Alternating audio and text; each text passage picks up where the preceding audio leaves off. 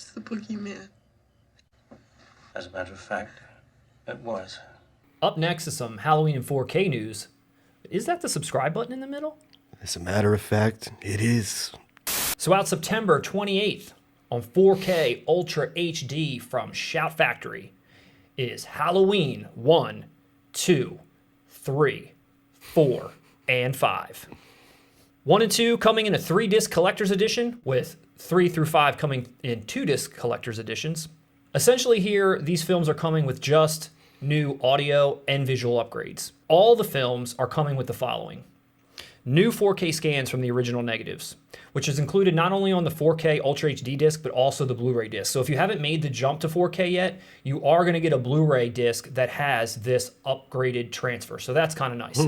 It also comes with new Dolby Atmos tracks on all of the 5 films. In addition, all of the films are coming with all of their original features. So you've got audio commentaries with directors, cinematographers, actors. You're getting all the original full-length documentaries, the interviews, the shooting location featurettes. You're getting theatrical trailers, TV spots, radio spots, galleries, and more. All that traditional stuff that was on previous releases is all coming back here. So essentially, it's just the upgraded disc and the upgraded sound. Now, for Halloween 1 and 2, they're coming in 3-disc collector's edition, so they're getting a 3rd disc, which does have something different than the rest, which are only getting the 2-disc. Now, you can buy all of these solo. They're all collector's editions, so you will be getting slipcases for all of them. If you buy these directly through Shout, Shout's doing their normal thing where you can get a limited edition poster and a limited edition vinyl. You're only going to be able to get that limited edition vinyl on Halloween 1, 2, and 3. There's no vinyl being offered for 4 and 5. There is also 2 different bundles that Shout is offering. Shout is offering a bundle where you can get all 5 of these collector's editions, all 5 limited edition posters, and all 3 vinyls for $245.99. Act now, because there's only 4,000 of these vinyls. Or you can get a second bundle, which is everything I just mentioned, all collector's editions, all posters, all vinyls, and a collector's enamel pin set, which is also exclusive and it's also limited. You can get that bundle for $299.99. Let's talk about the art here. Once again, sort of deviated from original art, and they tend to do that when they're trying to put something new out. They don't want to keep, it seems like, putting out the same original art. Regardless, I don't know why. There's a lot of times where the original art is far superior to a lot of these art they choose. It looks like they got the same artist here to produce all the different artwork for these 5 films. I do not know this film set whatsoever. I've never seen a single Halloween movie. Sorry. I guess I just fuck up all the time. Roast me down below. Russ, I know, is going to carry a lot of this conversation because he's a big fan of these films. I'm just kind of going off of what I'm looking at here. I do know what the original poster art looks like. It's iconic. It's the pumpkin that slowly turns into the butcher knife. This art here, obviously they're putting the different iterations of Michael Myers on the cover, with the exception of Season of the Witch. Halloween 4. Based on my taste in covers and slipcases and so on. The original Halloween, it doesn't blow me away, but it is not absolutely horrible. It's got Michael Myers on it. The leaves are blowing around him. It's clearly an illustration. It's fine. But the question that I have, as you go through the series here, I don't know why that Michael Myers keeps looking different. Halloween 2, the mask looks slightly different. If I skip ahead to Halloween 4, again, it looks like it's melting. If I go to Halloween 5, it doesn't even look like the same William Shatner mask that I'm very familiar with. And in fact, in all of these other versions, the mask is tucked into his jumpsuit. But in Halloween 5 here, it's untucked and it looks completely different. That's a very specific question.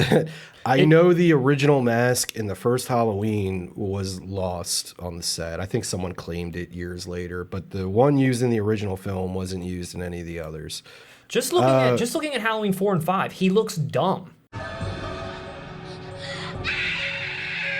Like, yeah, well, he does in the dumb. movies. I will say that he does look dumber, and like it is a little bit more. It looks like they're using a completely different mask here that doesn't even look like the original mask. Look at Halloween 5. Who is that person? That doesn't make any sense. I don't like this cover art as a fan of the series. None of it, even the original. It doesn't look scary. It's not effective. That pumpkin with the butcher knife is effective. Even some of these newer arts that I've seen where it's just a close up of the mask with nothing else, like on black. Again, I'm with you though. Just use the original art. If we're gonna go this far down the Right. rabbit hole, just use the original art. What was wrong with the original art? That was another question that I had for you, being not familiar with the series. And again, there's probably people that are like, are you a 4K king or a 4K loser? God, you're such a fuck up. This is Halloween 3 is called Season of the Witch. Obviously, Michael Myers isn't on the cover. No, he's not in 3 at all. What happened was John Carpenter originally intended it to be almost an anthology series. So every year a Halloween movie would come out, completely different story, unrelated to the one that was released previously. That did not happen with Halloween 2. Carpenter wrote Halloween 2 basically for a paycheck. He didn't direct it. He gave his output. It takes place immediately after, literally, the first scene in Halloween 2 is the last scene from Halloween 1. It's a direct continuation. Halloween 3, they went in Carpenter's direction with making an anthology. And what Halloween 3 is about is an evil Halloween costume corporation that creates these masks for children that when they wear them, it kills them. Their heads melt. Now, for years, Halloween 3 was maligned. Everyone hated it. Why does it even have the same name if there's no Michael Myers? Exactly. That's weird This to me. is the thing. And think about there was no internet in the 80s. Think about you're pumped up to go see Halloween 3. You've got Michael Myers as a star, and then you get in and you're seeing this. You've got to, please stop it. Stop it now. Turn it off. Turn it off. Stop it. Audiences were not happy. Hence, been. Halloween 4 being, hey, we're basically going to go back to the well and do Halloween 1 again, just with a new, younger character. And that one's called The Return of Michael Myers. Ta-da. Yes, now that one, they're letting the audiences know, hey, motherfuckers, we got him back. You're not going to be mad at this one. I don't think so. Halloween 4 and 5 is when they became just about on par with every other slasher of the 80s. Now, Halloween, you can't really knock it for that because Halloween was the one that kind of jump-started this genre to begin with. The first one is a classic.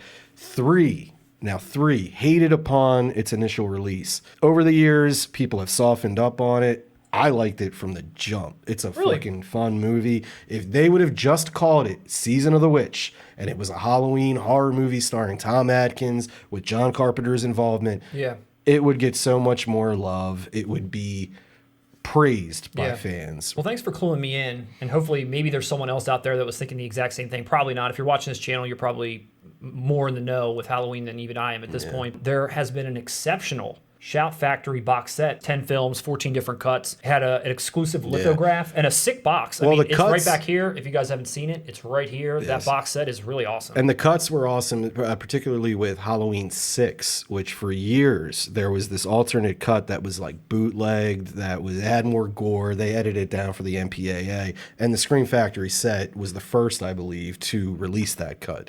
Yes, that set is exemplary. I'm not going to sit here and tell everyone that every Halloween film is great.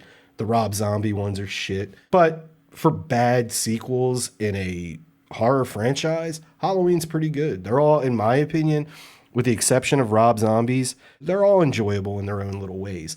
Now, before anyone shits on me, actually, no, nobody's going to shit on me. I mean, who the hell loves the Rob Zombie ones? My question is, how do you feel about your Halloween movie that Rob Zombie remade? Did you like it? I thought that he took away the mystique of the story by explaining too much about the guy. I don't care about that. Why only 1 through 5 here? If I had to guess why they stopped at 5, I think in many fans' eyes, 6 is the drop-off point. I just think there was a gap in time there. I think people love the original. People love the second one. The third one has gotten more cult love as time has gone on. And 4 and 5 focus on the same Danielle Harris character. Okay. So I think it's just... that's a good stopping point. Well, that being said, that box set seemed pretty definitive outside of the films that weren't any good. I'll say that box set is one of my favorite. It may be my favorite set. It looks awesome. I mean, it's a beautiful. It looks beautiful. And the fact that it's limited scratches that collector itch, you know. Oh, definitely, It's definitely. awesome. Outside of that awesome box set, which clearly seemed like the definitive thing, now they're coming back at you with upgraded visual presentation, upgraded audio presentation, upgraded slip box presentation, if you can even call it an upgrade. And now they're throwing some vinyls at you and some enamel pins, which the pins look cool, but I mean, for another $50, are those pins that cool? Nah. Now the soundtracks are pretty cool, and I understand why they stopped at 3 with that, because John Carpenter didn't add anything new to 4 and 5. Okay. He did add new stuff to Halloween 2. He did do the music on 3. Yeah, talk about that for a second. Iconic soundtrack, not just soundtrack, but iconic iconic theme. You don't even have to have ever seen Halloween in your life to know that song. The minute it comes on, you know what it is. Carpenter, obviously, he does soundtracks for all of his films, and that is, I feel like, the one that just stands out to me the most as far as like a theme. I hear it. Probably top 5 most recognizable. Like as you said, you don't even need to see the movie, and you know what that is. You just I don't feel care it. who you are. You just feel it, yeah. I don't know what else is out there for these films. They put a definitive box set out. They're hitting you with all these new ones. It doesn't look like they're scraping together new extras. It doesn't look like there isn't much more to do. No one else is coming back for anything new. So you kind of have to decide, are you ready for just an upgraded visual presentation on these films? Yeah. If you're someone that never owned these box sets, never owned them like me, maybe this is a time to pick up one or some. I will say, as a 4K king, I'm going to make a definitive statement on what I will be doing. I'm interested in picking up the first one. For anyone who has never owned it, pick it up on 4K. I was going to ask you, Russ, you know, you really got me so pumped up to watch Raiders of the Lost Ark. I did it, and I was totally a fan. Should I blind buy Halloween 1 despite this horrific art? Yes. Okay. I think, and knowing... I feel like I may. Anybody. It's essential viewing. As a John Carpenter guy through and through, I mean, Halloween ultimately is his masterpiece. All right. Well, there you have it. Out September 28th.